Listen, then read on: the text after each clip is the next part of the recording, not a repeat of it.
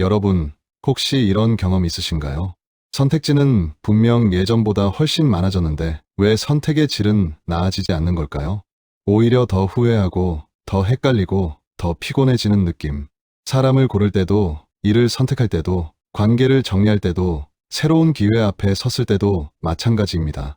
문제는 선택지가 부족해서가 아닙니다. 무엇을 기준으로 고르느냐, 그 기준이 흔들리기 때문입니다. 그런데 흥미로운 점이 있습니다. 현명한 사람들은 고민을 오래 하지 않습니다. 대신 아주 빠르게 고를 필요 없는 것들을 제외합니다. 그들은 더 많은 것 중에서 고르는 게 아니라 본질이 아닌 것을 먼저 지우는 사람들입니다. 오늘은 바로 그 이야기를 해보려 합니다.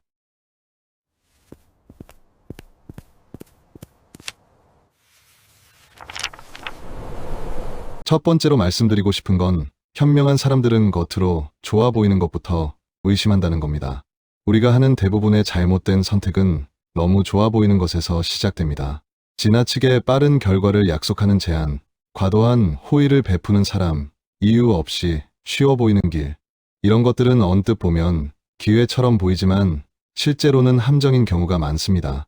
17세기 스페인의 사상가 발타자르 그라시아는 이렇게 말했습니다. 눈앞의 달콤함은 종종 미래의 대가를 숨긴다. 정확한 표현이죠. 지금 당장 달콤한 건 분명한데 그 뒤에 숨겨진 비용은 보이지 않는 겁니다. 예를 들어볼게요. 누군가 여러분에게 너무 쉽게 돈을 벌 수 있다고 말하거나 지나치게 빨리 친해지려는 사람이 있다면 한 번쯤은 멈춰서 물어봐야 합니다. 이 선택의 대가는 무엇인가? 현명한 선택은 이거 좋아 보여에서 시작하는 게 아니라 이 선택이 나에게 요구하는 건 무엇인가를 묻는 데서 시작됩니다. 표면만 보면 기회입니다. 하지만 그 밑을 보면 구조가 보입니다. 현명한 사람은 항상 구조를 먼저 봅니다. 두 번째, 단기 이득보다 구조를 선택한다는 점입니다. 지금 편한 선택이 나중에도 나를 살릴지는 전혀 다른 문제입니다. 어떤 선택은 지금 당장은 편하지만 계속 의존하게 만듭니다. 어떤 선택은 당장은 이득이지만 관계를 비대칭으로 만들어버립니다.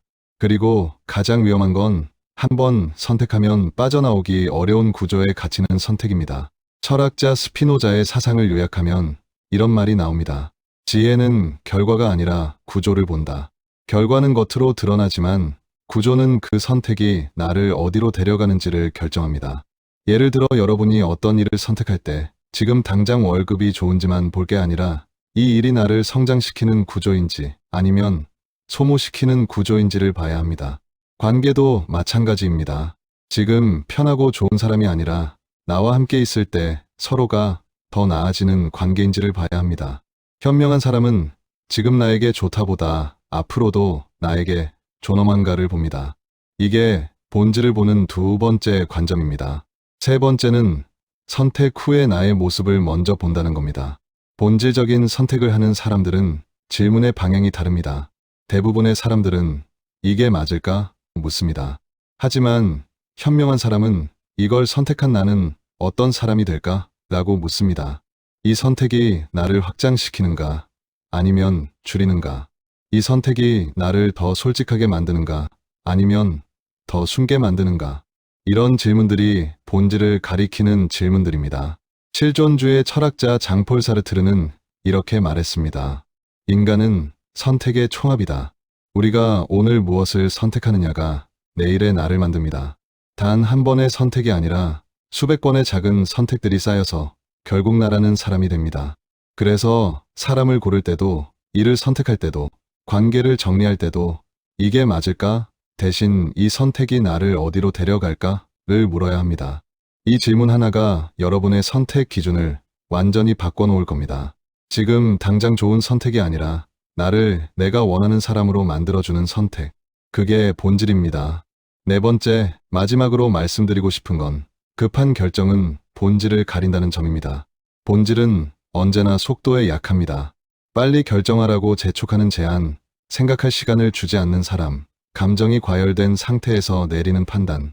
이런 것들은 거의 대부분 본질과 거리가 멉니다. 고대 로마의 철학자 세네카는 이렇게 말했습니다. 서두름은 이성의 적이다. 우리가 서두를 때 우리는 생각을 멈춥니다. 그리고 생각을 멈출 때 본질은 보이지 않습니다. 여러분, 누군가 여러분에게 지금 당장 결정하라고 압박한다면 그건 이미 의심해봐야 할 신호입니다. 좋은 제안은 시간을 줍니다. 좋은 사람은 기다려줍니다. 좋은 기회는 여러분이 충분히 생각할 여유를 허락합니다. 현명한 선택은 속도가 아니라 여백에서 나옵니다. 조금 늦어도 괜찮습니다. 생각할 시간을 확보하는 것, 그게 본질을 지키는 마지막 방어선입니다.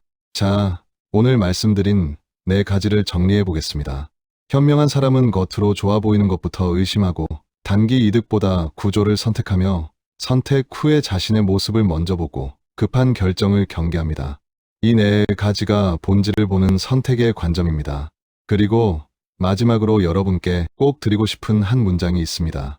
선택을 잘하는 사람은 항상 더 나은 것을 고르려 하지 않습니다. 대신 나를 망가뜨릴 선택을 하지 않습니다. 본질은 더하는 게 아니라 빼는 데 있습니다. 여러분이 오늘부터 무언가를 선택할 때 무엇을 고를지 고민하기 전에 무엇을 먼저 제외할지 생각해 보시길 바랍니다. 그게 현명한 선택의 시작입니다. 오늘 영상이 도움이 되셨다면 좋아요와 구독 부탁드립니다. 여러분의 선택이 본질을 향해 한 걸음 더 나아갈 수 있도록 앞으로도 의미 있는 이야기로 찾아뵙겠습니다. 감사합니다.